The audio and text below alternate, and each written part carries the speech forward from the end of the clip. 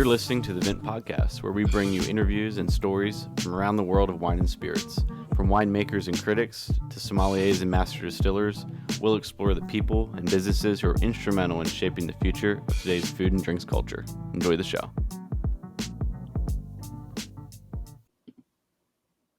Hey everyone, welcome back to another episode of the Vent Podcast. My name is Brady, joined back in the studio from A Night of Long Travel by Billy Galanko. How are you feeling, Billy? Yeah, pretty good. It was 30 hours of travel. Woke up at like 4 o'clock my time Monday, flew out to Atlanta. We had a nice talk with Mark Bell's class at Emory. There's like an MBA and undergrad class, kind of an alternative assets. Nick, our founder, and I went. I did the wine stuff. He did more of the asset class stuff. And then, yeah, afterward, we ended at like 9:30. Mark was nice enough to want to take us out to eat some food. So by the time we got back to our hotel, it was midnight, just in time to wake up at 5 Eastern to get on a plane to come back here. So, and Now I'm back. It's great. You tasted wine at the talk too, right? You Yeah. a tasting? Yeah, we can talk about that a little bit more later. Maybe when we go into some Bordeaux and Burgundy, kind of the differences between the two regions. I think that'll be our core topic for today. But yeah, we had a general Bourgogne Rouge, and then a kind of a Cru Bourgeois Bordeaux as well from the Hamedoc. Both are actually showed really well. We were happy with what they were, so we can talk about them a little bit more in a bit as well. But you were telling me you had a interesting whiskey, I guess, acquisition story. What is it about? Yeah. Well, I mean, we've talked in the past. I think I probably shared a few stories of being able to pick up bottles of bourbon for good prices for those out there who search for highly allocated bourbon. We were in Washington, D.C. this weekend for a friend's bachelor kind of weekend trip sort of thing. And we were in kind of our Airbnb ended up kind of being in a little bit rougher of an area. Like the actual house and the street we're on was nice, but like just off of it, it was a little tough. So we said, let's go down to some of the liquor stores and see what they have, because it's very common in these places where they maybe sell a high volume of lower priced, just think, Franzia and Yellowtail and a lot of beer. The distributors will then give them some of the highly allocated stuff. And so it's kind of common to see, like at a pretty rundown liquor store, really high value secondary bottles of bourbon. And so we went up there and they did have a few things. And I think it was just a perfect storm, because they said that they had just gotten a shipment in. But when we went to ring up a few of the bottles, there was a bottle of Blanton's straight from the barrel. So like a special edition Blanton's that I think probably secondaries for somewhere between $150 and $220. And it rang up for $14. And so my buddy purchased that immediately. And then it turns out, like, it seems like it was just obviously a pricing error that they made. But so he got that bottle for $14, got a bottle of Stag, well, it used to be called Stag Junior, for $50, where secondary is $400. We got Weller Special Reserve and E.H. Taylor for MSRP as well, which are typically double MSRP on secondary. So we ended up getting like $850 worth of bourbon for like $110, maybe $120, something like that. So are you guys gonna try to flip it, or are you just gonna keep it and make it more palatable to drink? So most of it, actually, all of what I ended up with would be second and third bottles for me of like stuff I already have, but the price was just so good. So whenever I get a situation like that, I'll feel around and see if there's anyone that has something to trade. So I was just actually, before we got on, texting someone to trade a couple of the bottles, but he's being super conservative in his valuations of what I have. So it's not going well, but yeah, I might find someone to trade with. But yeah, it's a pretty crazy find. I mean, literally sort of once every 10-year kind of haul for bourbon hunters. Yeah, pretty rare. Yeah. Are those finds, are those considered taters, or are they not? It's not that cool. Yeah. So the Weller Special Reserve that we got is definitely a tater. The Blanton's is definitely a tater. um, yeah, those two would be. The Stag would not be necessarily. I don't think wouldn't call it a tater. It's definitely something that everyone wants, but it's so scarcely allocated that yeah, I wouldn't necessarily call it that. And the Blanton straight from the barrel, I've never seen that bottle. That's like I've seen all the other bottles that we got in like physical in person. I've never seen that Blanton's bottle, so that was really interesting to see. Hmm. But yeah, Nice. kind of Well, cool. that's it's always exciting. Yeah, yeah. When you can find something like that Yeah, and we were down. out of the We blue. came through Virginia to go in, so we stopped in a couple of the ABC stores because and the one that we happened to stop into was a more specialty shop. I don't know if you remember when you were in Virginia, Yeah, but some of them kind of have run of the mill, and others have like sort of like curated maybe more things. And they had right. so much whiskey, both Scotch and bourbon, and some Really. Canadian whiskey at this one. And so I picked up a bottle of Oban 14, which I'd really like their entry level Little Bay You're Scotch. you're really on the Oban train, huh? I am, yeah. And I picked up a bottle of Distillers Edition, like the 2022 Distillers Edition Oban. And we drank them with some cigars that weekend. So it was great. Yeah, Nice. That sounds like quite the memorable bachelor party in like in a good way, like a little different and it yeah. was solid. Yeah, we probably had like a dozen scotches and bourbons there. So that was fun. It's always nice when you get to taste through. Um, I think the only whiskey. Oh yeah, I had a Whistle Pig 10 year this weekend. Oh, nice. Never There's a had bar. Whistle Pig. Yeah, I hadn't either. And then we talked so much about it, and we had the Boss Hog on our collections, and we always Mm-hmm. talk about how we like rye. So now every time I've seen it, I had an older bottling of theirs. It might have been like an entry level Boss Hog when I was in Texas over in the summertime.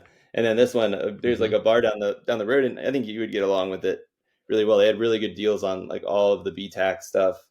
Interesting. And, like a lot of the American whiskeys were just very affordable by the glass. So this was like 18 for like a really strong pour, but they had a lot of the like BTAC stuff, not like the top tier, but like trying to think of what. But I mean, it was affordable. It was like between like $8 to $12 a glass for some of the things that you would actually expect to pay a lot more. So Wow. um, Yeah. Well, yeah, I also had my first Irish whiskey. I hadn't had an Irish whiskey before. Um, and I picked up Redbreast 12, which is supposed to be, I think, like reference point for sort of like consumer level Irish whiskey. Don't know if you have yeah, opinions about that, but it was pretty like mellow and sweet and underwhelming for me, but definitely unique compared to all the other whiskeys in my collection. So like glad to have it, but was underwhelming where I thought it would be at. But I'll have to come back to it. It was the first pour out of the bottle, and yeah. Yeah, you have to let me know more what you think. I mean, I've had a few Irish whiskeys over the years, and this not the stereotype, but the commonly held thing, and now they're transitioning more are that Irish whiskeys are always triple distilled, whereas like Scotch is only double distilled. Um, that's transitioning. There are some Scotches now that are triple distilled, and you know, uh, Irish whiskeys being made in different models, but that is the tradition. So maybe that's what you're tasting. I actually haven't had the Redbreast 12, although they are a sponsor on a podcast I listen to a lot, and not this podcast, but they could nice. be if they're listening. Yeah, Yeah, I'm sure they're listening. Redbreast, send us an email. Yeah, so now I've kind of rounded out my whiskey shelf, which is cool. Um, After we talked with our friends from Fountain North and acquired some of that, now I have Canadian whiskey, bourbon, American whiskey generally, Japanese, Scotch, and now Irish whiskey all represented in at least one bottle on the shelf. So that's cool, and want to keep exploring, and definitely want to dig deeper into both Japanese and Scotch. Although I've got a fair number of Scotches now, but Japanese especially is where I want to pick up a few more things. yeah, yeah. I think there is. I mean. Scotch is a rabbit hole you can go down forever. So I think Japanese, you can kind of dive in and get a good sense of the top distilleries styles and kind of their unique takes on things, without getting too many bottles. You know what I'm saying? Like, you don't need to get the hundreds of distilleries. You can get a sense with like, Yeah, yeah, 5 or 10.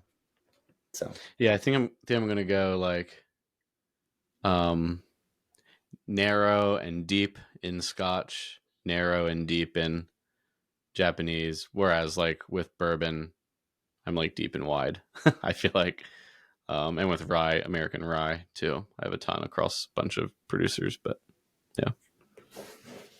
nice. Well, yesterday Nick might have gotten an intro for an Irish distillery podcast interview. So maybe we'll have more on that Oh, nice. as well in the future. Yeah. Did you get to have Cool. anything Well, this weekend?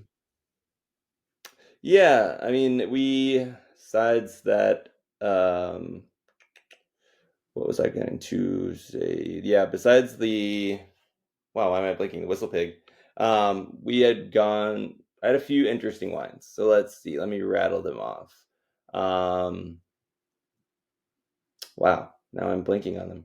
We'll just hit on the highlights. This is going to be great podcasting. But the main one was I found a Tasmanian Chardonnay from a small producer that I had actually visited while I was there. That you don't really see very often. It was poured by the glass at this wine bar. It's called Home Oak, HOLM Oak. Um, Hmm.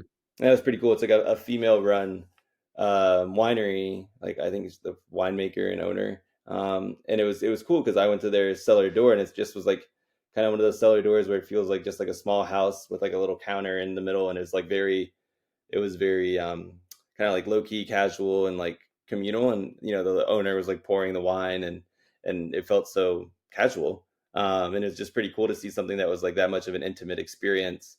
Um, where you got to meet all these people, and it seemed like I went off the beaten path in Tasmania, which is already off the beaten path. And then just to see it by the glass, I was so excited. So I got a couple of glasses of that at a wine bar.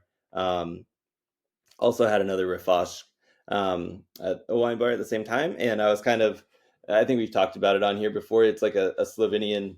It's right over there in the Friuli, Slovenia area, and it's a grape known for basically not its fruit characters, kind of its Hmm. ancillary, or I guess it's not necessarily tertiary, but they know when it tastes like pine.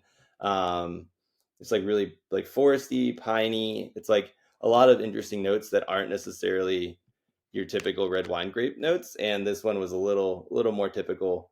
It had more like plum and dark fruits coming through, as well as kind of the non-fruit character, which I was a little bit disappointed by. But I mean, I could understand why they want to have it, because they're a wine bar and they want people to drink it and make it more approachable, rather than somebody looking for just weird stuff. So it was still cool. Nice. Yeah. Say more about the place. Like the intimate experience had there. Was it like a house?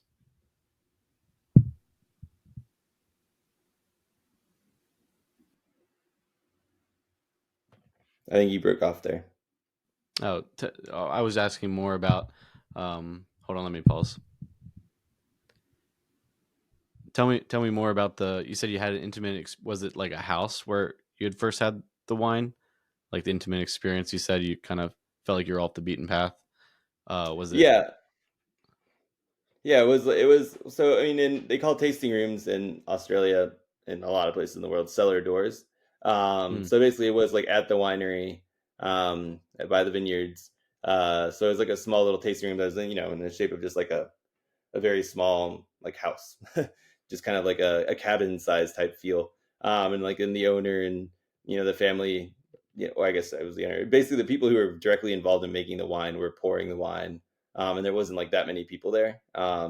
So it was kind of cool. I got to just chat with everybody, get the rundown of the wines, and of course they were good. And it was nice to see something like that finally being imported to the U.S. I think our friends who wrote the How to Drink Australian book, I think their import company is trying to bring in producers like this size, but it's oh, nice to cool. see Yeah. them finally making it um, to the U.S. So that's cool. Yeah, that is. And your the Whistle Pig that you said. Did you go to Whistle Pig when you were up in Vermont? I forget what you told me. Did you get to go? You didn't go? No, we didn't do any Okay. distilleries. Yeah. Yeah, I had thought about trying to go up there, and then I forget how it was. It was either it was just too far from where we were at, or they weren't open the day we were trying to do it. I think it was just too far because I think they're in kind of the south of the state, if I'm not I th- mistaken. I think that makes sense. Or they might have an experience further north too, Yeah, but yeah, yeah, I yeah. think yeah. It, Something interesting about Whistle Pig is, at least on the secondary, not even the secondary market, but you'll very often see, like when they have Boss Hog releases or even some of their older age statements, that they're priced really high at liquor stores, and almost no one will buy them at those prices. hmm. So like liquor stores will just say price the bottle at like $500, and maybe they'll have an allocation of a bunch of other things too that they marked up like towards secondary pricing, and all of those bottles will go, but the Whistle Pig won't. Um, yeah, it's like really common that they're marked up really high for some reason. So it's kind of interesting. Although I think that their pricing is fairly high at MSRP to begin with. Um, Hmm. I think the Boss Hog is pretty high MSRP, like in the 400 or 500s, if I'm not, it might even be more than that. But Well, so I like it. They're good stuff. So, I mean, yeah, I don't I'll know what definitely they have to get should be some. priced at, but yeah. Yeah, sure.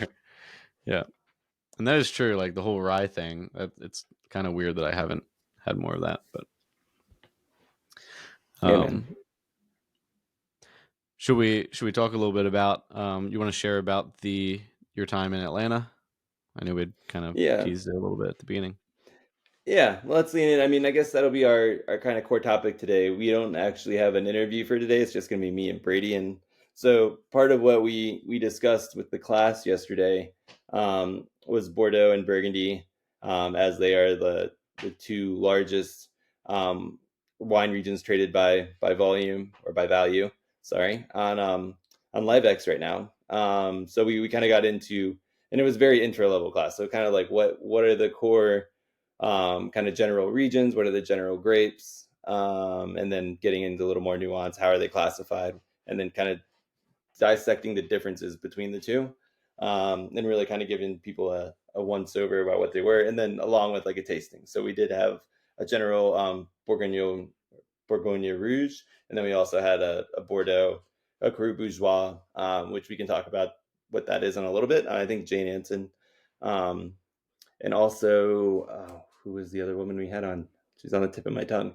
We had her on in June. Also, she helps represent the Cru Bourgeois as well. So it was really cool. Yeah, and it was the class seemed to enjoy it. One of the professors came up after and said he learned something. He doesn't normally learn something from the speakers, which I was like, that's interesting. But okay. Need better speakers. Yeah, I don't know, but yeah, it was cool. So do you want to? How do you want to go into the difference between the two? Do you want to share with the people what they are at the outset, or do you want to pose some common questions that you have heard from Sure. people in drinking Yeah, Burgundy? I mean, I think just start with the main things that people need to know about the two regions, and I think that for most people, that's going to start with what varieties are common to those regions, um, and then we can maybe go from there. But do you want to just talk about Pinot Noir, Chard, and then the Bordeaux varieties? Yeah. I mean, I guess the way that I kind of posed it first yesterday is like when you look at it, France, and then we were talking about wine and spirits as an asset yesterday, and weren't talking about as much the wines. So we zoomed in from France down to Bordeaux and Burgundy, and just to give a sense of the size of each region, um, and it really helps kind of lay. We'll talk a little bit of the history and the size because I think that gives you a kind of view on why the wines are made, how they're made nowadays. Um, so I had these old wine folly charts. I don't know if the numbers are specifically correct, but the ratio gives you a sense. So they're saying there's like 70,500 acres planted in Burgundy, 290,000 acres planted in Bordeaux. I think that's probably higher. But so that gives you first a sense that like Bordeaux is a really large, really widely planted region, and it's been commercially driven for hundreds and hundreds of years. Whereas Burgundy is a lot smaller. It's full of these smaller climats that have basically, they were originally founded and kind of produced and farmed by the monks, the church. So basically, they were honing in on the best parcels, trying to basically figure out where to make the best wine, not necessarily purely financially driven. Where in Bordeaux, everything was always kind of a little bigger, and they were always trying to figure out, can we get some more yield? Can we just basically get wine to sell to foreign markets? So that was kind of like the origin of both. And then since then, they've evolved into, having many classification systems and being the top wines in the world. But I think that's kind of a foundation that most people don't understand, is like how much wine Bordeaux actually produces on an annual basis. Yeah, and people just making the association between, like I mentioned, the different varieties that are common to those regions, because the way that the industries have developed there is very different than over here in terms of how products are marketed and such, right? Like we always talk about varietals, like it says, Cabernet Sauvignon on the label, versus that's not the case when you're drinking wines from France, actually across France, right? Yeah, and I mean, and then to your point, the going back to kind of what I was saying too, is the reason the selection of grapes that are chosen for each region are also part of this larger scheme. So the monks honing down in Burgundy identified the Chardonnay and Pinot Noir grapes as growing really well in their climate. It's a continental climate. It's cold in the winter, cooler in the summertime than some other regions. It's not known as a hot region, although it's getting warmer with climate change. So they picked these perfect grapes, and they really wanted to express terroir. Whereas in Burgundy, or Bordeaux, excuse me, they have a number of grapes. Almost all Bordeaux you drink is a blend, both the red and the whites. So we can highlight those grapes first, or as well. So the red grapes are going to be Cabernet Sauvignon, Cabernet Franc, Merlot, Malbec, and Petit Verdot. Those are the core five. You can throw Carmenere if you want as well. And part of the reason they have these blends is they all ripen at different times. Merlot is a little earlier, Capsauv is a little later. So that was their way of basically ensuring that they would be able to produce a crop each year. So, they had various budding times and various harvest times. So if weather hit at the beginning or end of harvest, they weren't necessarily, out of luck. The white grapes are Sauvignon Blanc and Semillon. Kind of similar reason, but it was really a red wine driven region. Do you know, Brady, on that same note, what the most planted grape in Bordeaux is? And then I'll ask you the same for Burgundy. I do. It's Merlot. That's smart. You're spot on. Most people think it's Cabernet Sauvignon just because of the Medoc, and some of the top wines. Most of the first growth are, I think almost all of them are heavily, or not the first growth, but most of the Cru Class A wines are actually all Cabernet driven, primarily as well. So most people tend to lump that into the whole region of Bordeaux. What about Burgundy? What do you think is most planted?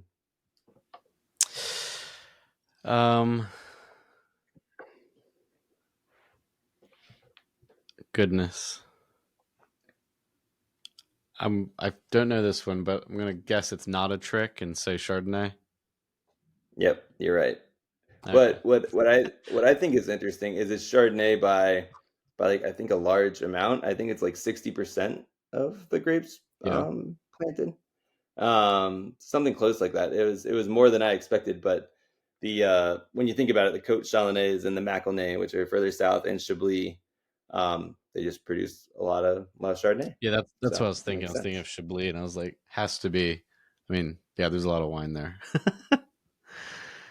Yeah, yeah, and I mean, it's like 60% white wine. So I mean, there is a small amount of Aligote produced, but I mean, it's Chardonnay by a good shot. Um, That's what but yeah, tripped me up. so I was gonna say Aligote because, like, I know maybe they just make it on like a massive, a massive commercial scale or something. yeah, no, it's just Chardonnay. But I mean, it's interesting the variation between the different regions. Chardonnay from the Côte de Beaune and some of those top premier cru places aren't anything like the wines that you can maybe get in the Maconnais or down the Côte Yeah. Chalonnaise that are maybe a little riper and more easy drinking, rather than long aged. Um, So that's two parts there. I guess when we were diving in further from there, we went and just kind of went back and forth on key regional differences. So maybe I'll just rattle those off, and you can tell me. Maybe we can elaborate on whichever one you think is more interesting to you at the time. So here are a few of the key regional differences between Bordeaux and Burgundy. Just if you're ever talking to a friend and you want to explain it high level. So one is blend versus single variety. Bordeaux, like we said, almost always a blend. Burgundy, almost always single variety wines.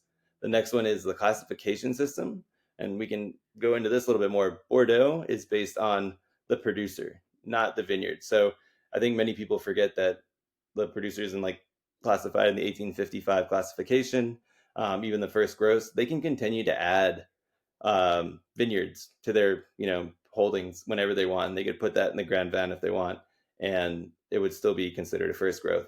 Whereas the top wines in Burgundy are just classified specifically based on the vineyards and the parcel that it's on. It doesn't matter who's making it; it'll still be a Grand Cru. Trying to think of one like a Limousin. It would be a Musigny. So that would be that. And then I'll quickly rattle off the rest. The key types of business. Bordeaux has their producers, the chateau, and then they kind of have what they call negociants or brokers who help them sell the wine. The key businesses in Burgundy are the producers, the domains themselves, the farmers, the people who actually farm and produce the wine. Or they're not always farmers, but the domains, people who grow and produce the wine. Then there are negociants there, which are different than the Bordeaux negociants. Those are folks who buy either wine or grapes from other folks who have made it already, and then they produce that and sell it under their own label. And then the other key difference is land holdings. Bordeaux tends to have the average farmer has at least 2 to 3 times the size of the average holdings of Burgundy farmers. This is true. There are some small farmers, even on especially on the right bank and in different areas of Bordeaux, but they tend to, for the most part, have much larger holdings. Part of this, as we discussed actually yesterday, are down to the Napoleonic Code issues. And I don't know if you're familiar with that, but basically after the revolution, and then when Napoleon came to power, he basically enforced the idea that your land had to be evenly divided between your children when you die. That was heavily enforced in Burgundy because it's all family-owned small farms. Bordeaux was able to get away with it a little bit more and keep their large parcels because there's very commercially driven, and a lot of the companies were actually held by commercial entities, even if those were family run.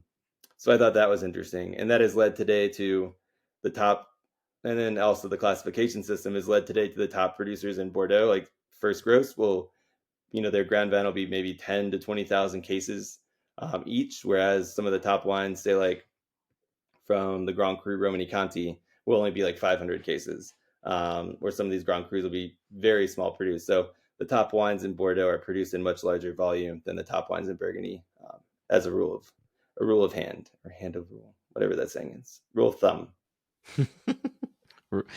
Yeah. Well, what you just mentioned about the case production really blew my mind. I didn't realize how much wine, for instance, Petrus made,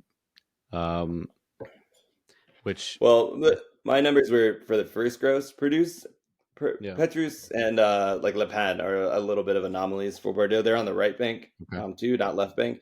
I can't remember how many Petrus produces, but I think that's closer to the 5,000 mark. I know Le Pen is very small, but any of the first gross, I think the smallest one is 10K, and it goes all the way up. Most are 10 to 15, and it goes up to close to 20 as well. Well, in the prices, I think it's an interesting way to think about. Well, I'll talk about from an investor perspective and then from the consumers. From an investor perspective, comparing the two regions on the producer level is really interesting. Thinking about production volume and price per bottle on secondary markets. You might see something like Petrus and be like, oh, $4 to $3,500 to $5,500 a bottle, and then Romanée-Conti, for instance, can run 25 to 35,000 a bottle, but it's kind of like a company's, you really should be comparing market cap versus share price, right? Think of bottles issued as price per share of a company. If you have more shares issued, the price of the stock is going to be lower. So I think it's interesting to compare sort of those two heavy hitters in the regions with their actual issued That assets. yeah, but that said, I would use almost any other producer as an example for Bordeaux because like Petrus and Le Pen are actually like single vineyard wines. So they're as close to Burgundy as you're going to get in Yeah. Bordeaux. And Oh, then I see like what you're Petrus, saying. Sure. yeah, Petrus has this like special clay on this hill that like they But they still can make so much of expand. it. True, it's bigger, but it's like if you had like Yeah. Clos Vougeot, if that was all owned by one company or one person, they could produce, that's I think it's close to 10 hectares in size of that. That's like the biggest Grand Cru in Burgundy. So it's really the ownership model also is what has led to the top wines in Burgundy being produced in such small quantities. But like to your point, there are monopoles, single vineyards like Romani or Roman, like yeah, La Romani Yeah. or Romani, and then also Latache, things like Latache. that. Yeah. Yeah, I think there's actually a vineyard, and you have to double check me. I think there's one called La Romani and one called Romani. Hmm. Or it might just be Romani. No, it's Romani Conti and La Romane, and that always confuses the crap out Interesting. of me. But anyway, that's neither here nor there. Yeah, I mean, I think the other comment that I would make is the classification system in Burgundy is far superior to Bordeaux, given exactly what you said, that it's the first growths were determined by producer and not like the actual ground that they farm, which to me just defeats the purpose of a classification. I mean, obviously they're going to make great wine wherever they make it, because they're a quality producer, but yeah, it just seems like a unhelpful way to classify the actual wines once they're in bottle. Well, I agree, and it's been an element of hot debate for years. But let's take one step back and tell everybody, I guess, how these wines were classified and see if we can get a little more to the bottom of it. But so basically, in 1855, in preparation for the World's Fair in Paris, the government basically asked the producers, or it wasn't necessarily producers, it was people like merchants, pretty much in Bordeaux, to rank their wines so that they could highlight the top wines to the world as they visited Paris. And what they did is they basically went through their pretty much price list, almost went down in order of price, and classified the top four at the time, now five, because Mouton has become a first growth. But basically ranked all the top vineyards classes one through five. So there's Class A, Premier Grand Cru Class A, the first growth, and then it goes down second growth, third growth, fourth growth, and then fifth growth. These were all almost 100% done on price, had nothing to do with the vineyards, the land. So those same chateaux can produce wines of various quality. They could expand their vineyards, they could contract their vineyards over the years, and still be called first or second or third or fourth or fifth growth. The first growth, in my wine history book by Hugh Johnson, they do note that these wines do produce wines of unique character, and there's certainly a terroir element in Bordeaux. I'm not saying that the wines, those were based completely on nothing. The prices did have some meaning, but over the years with the vineyards expanding and the farming techniques and the quality, it's been really interesting to see. There's definitely some wines that should be elevated. There's certainly some wines that also should be demoted, but they will never do that because this is just the tradition, and it's a very French style of wanting to honor the tradition there. Yeah, that's good context to have for, I think, especially for collectors and enthusiasts. Once you get in kind of to the nuances of the region and what makes certain bottles special or sought after. Then the other thing that you said, I think it was the first point that you made, was the varietals, right? As obviously the main difference between the regions and the single vineyard versus blends. I think that's probably the number one thing that the average consumer should understand about the regions. Single And I say that, variety versus blends. well, yeah, single variety or blends is maybe the number one thing that people should know. I think mainly because there's a lot of misconception about what a blend is. I feel like a lot of folks think that wines that are a blend of a number of varietals are lesser than a single vineyard expression, which just isn't true. Or you hear people say, yeah, I really like blends, which is not really a way to classify your interests in wine, as as you drink more. um, and so I think that for the average consumer who hasn't done a lot of work and research, that's really the first thing that they should understand about the two regions.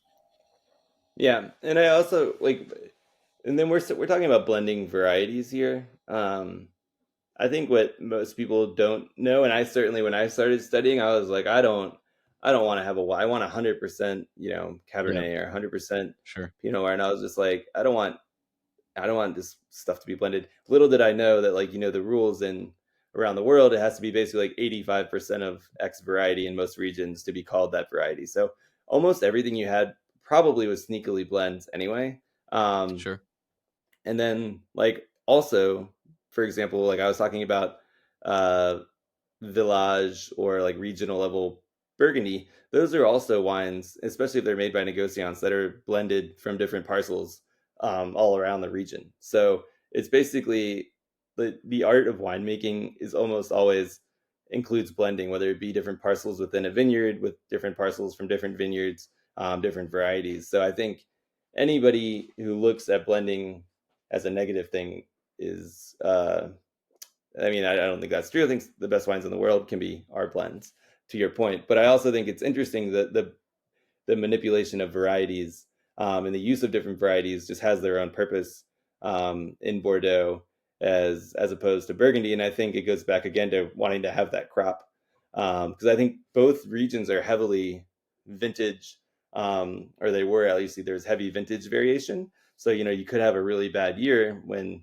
things don't get ripe because Bordeaux is very a cool climate for growing grapes like Cabernet Sauvignon and sometimes Merlot as well. And then, for example, also like that's why they grow Pinot Noir and Chardonnay and Burgundy, but then the weather can be hit or miss there too. So I think the vintage variation is also something people should really take into account the necessity of blends, as well as the impact on single variety wines. Oh, for sure. Yeah. Yeah. I mean, the even outside of Bordeaux, like you said, some of the top wines in uh really the top wines in almost every other region, especially in the West, are blends of some kind. I mean, just thinking uh here in the US, I mean, like our friends at Ridge, like their Montebello is like five varieties, I think. Four or five Oh yeah, I varieties. mean that's modeled after Um Bordeaux. Yeah. exactly. So it kind of rises to the top. Yeah, there's some. I mean, there's some obviously like Screaming Eagles single variety. If you're gonna get, um, trying to think of something else that's a great example. Maybe some Hermitage could be 100% Syrah. Cornas is 100% Syrah. But Mhm. Champagne's a blend. Even the top coat roti typically have some Viognier in them. Yeah. Yeah. Um, so I mean, yeah. But I will say I would like to go back to the idea of vintages now. I think I was trying to mix it in an interesting way, or in a crappy way because it didn't work. But it is interesting to see how important buying for a vintage is and how one vintage could be more expressive than others. But I'd like to get your thoughts because I think we've discussed it a fair bit on the podcast, about what you think the future of the the meaning of vintage variation is going to be. Because I think what used to be a good vintage in Bordeaux was the year that everything got ripe enough. Same thing in Burgundy, but now they're getting years where everything's getting almost too ripe. I still am of the opinion that I think the best vintages now are going to be these moderate vintages rather than the warm ones, or maybe even in the future might be the cold ones because they're going to be the least common and maybe they'll be more sought after. Yeah.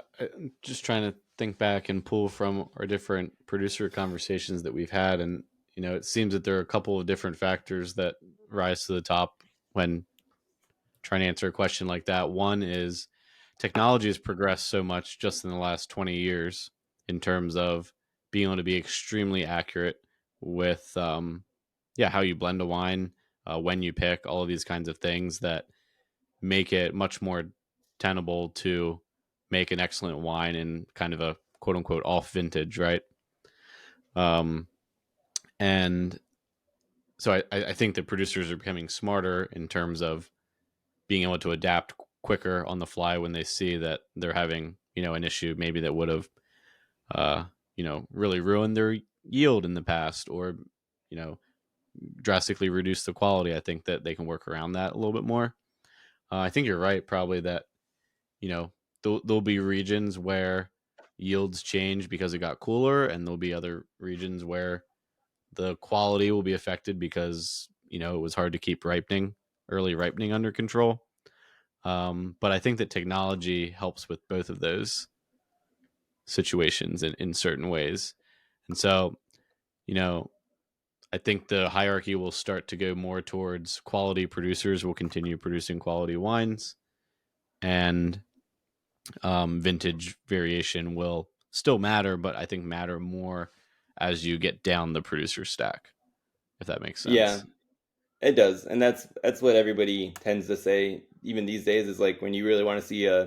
a first growth in Bordeaux shine, look at a bad, quote unquote, bad vintage or an off vintage, and just see how much better those wines are than run of the mill Bordeaux. Yeah. And that again shows the resilience of the land itself, but also the quality of the winemaking. And the same goes for the Grand Cru in Burgundy. I mean, those in a really cold year, the cold air rolls by, and a wet year, the water rolls through the vineyards, because the best plots in Burgundy tend to be these mid slope vineyards. So I think that makes a lot of sense. I think you're kind of spot on there. I think the style can also just change a little bit. It's okay if some of these producers, like, if the style, just say Bordeaux, becomes a little bit riper. I think that's okay. Um, I think what's important is producing the best wine that you can wherever you're at in the world, and whatever particular vintage it is, right? Um, I think that it would probably actually do a disservice to the consumer and to the, like, wine world in general if we expect producers to cling to a style maybe that they produced 50 years ago or even 30 years ago.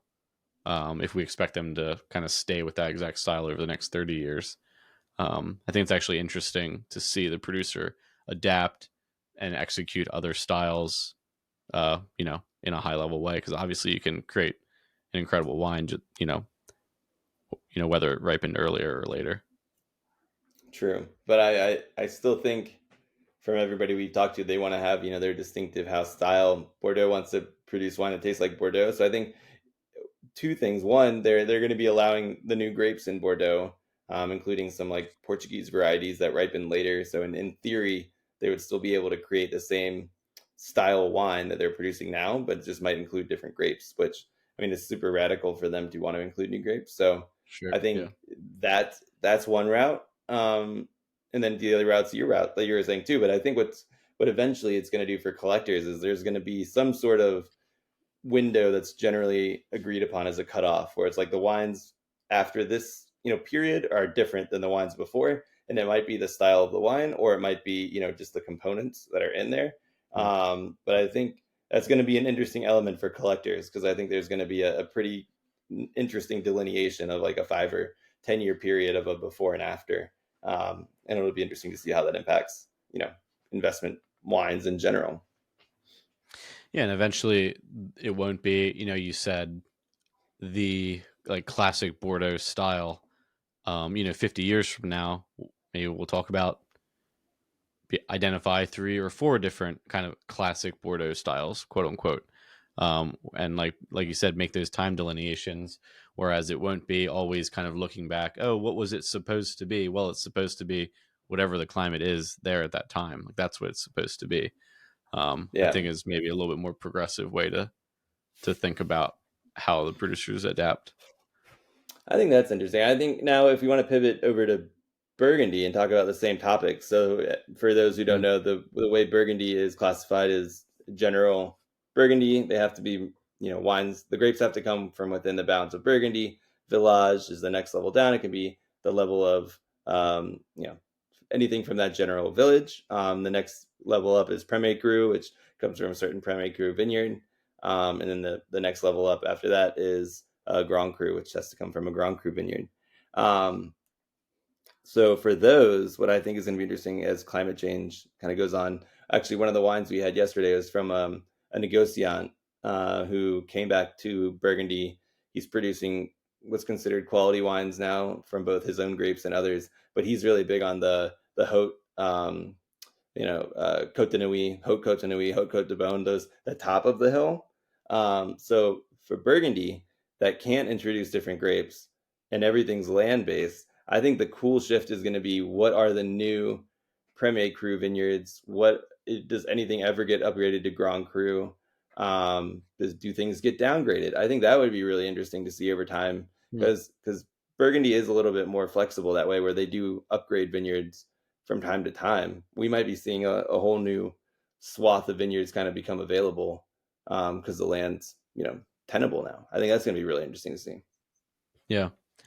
Yeah, and I wonder if a lot of like village wines become like increase in value and just general positive perception as maybe the climate warms a little bit there and those wines get a little bit riper.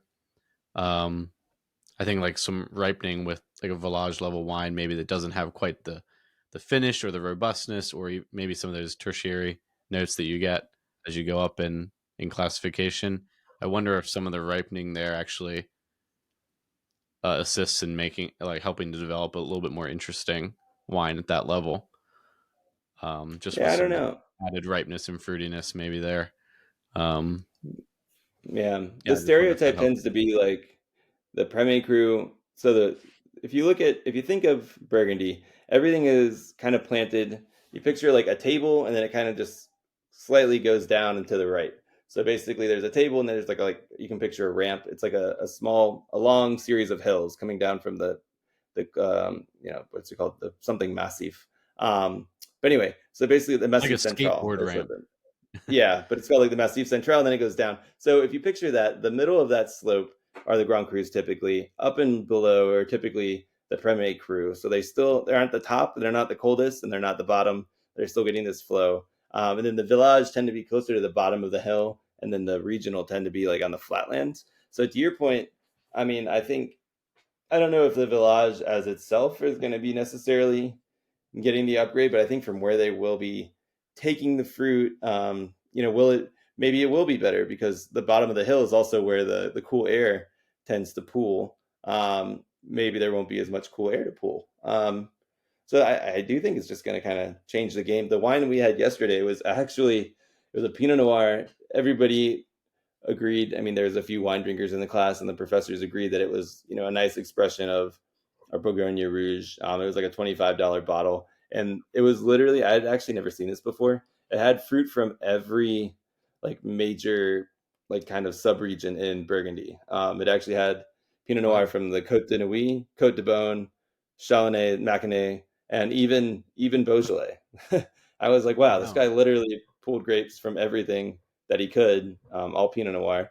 But like, it was really interesting to see that full mix, and I think you might be starting to see more of that as well. Yeah. Well, that's interesting when like talking about the blending conversation. Um, like single, single varietal, but not single vineyard, right? Hmm. Um, like there's just as much blending going on in that wine as there are in blending the different varietals in a Bordeaux wine. Yeah, that's what I was trying to get at. It's like basically this Mm-hmm. guy literally picked Pinot Noir from different areas because of its structure in different areas. Maybe it's a little warmer Yeah, further south, a little more lean in certain spots. So I thought that was really neat. So you might see more of that mixing in some of maybe this haute Côte de Beaune stuff at the top of the hill. Maybe it's now starting to get ripe enough that has an acid character where things are sure. getting too ripe at the bottom. You blend the two, you basically get what you were kind of going for in the first place. So maybe Mm-hmm. Mm-hmm. there'll be more planted vineyards, or yeah, I don't know. It'll be interesting to see how they manage that, and all the yield and the work into the vineyard. Um, there's going to be so many different variables, but I think it'll be fascinating to see how it works out. Did you have any comments yesterday after the tasting of like, I don't usually drink wine, but this was really interesting and made me appreciate the wines we had more? Or did you have any of those conversations? Yeah, yeah, we had well, first they did like a raise of hands to see who liked which wine better, and I think it was closer to 2/3 liking the Bordeaux, which was like a 2018 fairly tannic, really classic kind of style Bordeaux. So that was interesting to me. But then, yeah, after class, a number of people came up. The business people went to go ask Nick questions, and then some some of the same ones came to ask me wine questions. Other ones were just asking me wine questions. But one guy was like, "Yeah, my parents, I travel with my family a lot. I've traveled before, and we've gone to all these wine regions, but I've never really taken the time to like learn about it." And he asked me where I would recommend to start. And there are other folks who were partway on their journey and wanted just to know more how to identify like up and coming regions, or what I thought certain wines, may evolve, kind of like this conversation over time. It was really interesting. And I thought the participation was pretty good yesterday. Apparently that class has very little participation normally. So the professor said it was great. And I was like, oh, that's good to Nice. hear. Yeah, so it was interesting, but it's always fun to take a step back, because I always talk about it. You know how I get into the weeds really quickly. It was a good exercise in trying to explain things to people who are just starting to learn their wine journey, and explain it in a manner that doesn't sound boring and dull, and kind of makes you want to learn more. So Yeah. that was Yeah. a fun exercise. Yeah, that's cool. That's awesome. Yeah, glad you guys got to do that. Hopefully we get to do more of those. And if you're listening and have a student group or any other kind of group, would like to hear from us, happy to put something together. Yeah, yeah. Don't know if I will fly so early in the morning, and fly out again so early to get there. But Yeah. yeah. But yeah, no. So there was. I hope everybody found what we just kind of went over interesting. It was kind of more high level, and kind of I just wanted to talk on some topics roughly that I think that people may be interested in learning about the regions. But we have a number of great interviews coming up, scheduled in late November and early December. So get excited. There's a bunch of folks, some including people from like one of my favorite wine TV shows, hopefully wine education, website publication that everybody knows, one of my favorite wine books. So we have a bunch of really good interviews. I'm pretty pumped for the last half of this year, the last 2 months of this year. Yeah. Yeah. Yeah. And feel free to reach out with any sort of suggestions, recommendations, producers you'd think that we should chat with. Yeah, always happy to take those. And excited for the end of this year, but also have a lot in store for 2024. Now that we're past 100 episodes, we can really hit our stride. Yeah, we can really let it rip. Yeah. Yeah. Watch out, everyone. We're going to go wild next Yeah. year. Yeah.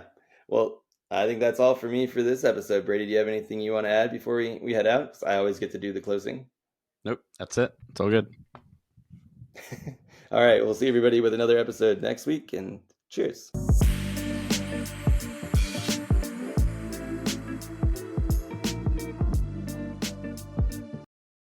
To check out our current offerings and to sign up for the Vint platform, find us at www.vint.co.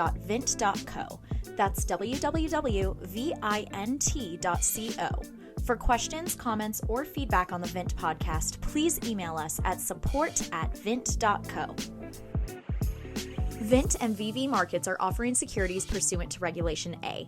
Our offering circular as amended can be found on the SEC website. Past performance is no guarantee of future results. Investments such as those on the Vint platform are speculative and involve substantial risks to consider before investing. We may provide communication that may contain certain forward-looking statements that are subject to various risks and uncertainties. Information provided in any communications, including this podcast, is not legal, business, or tax advice.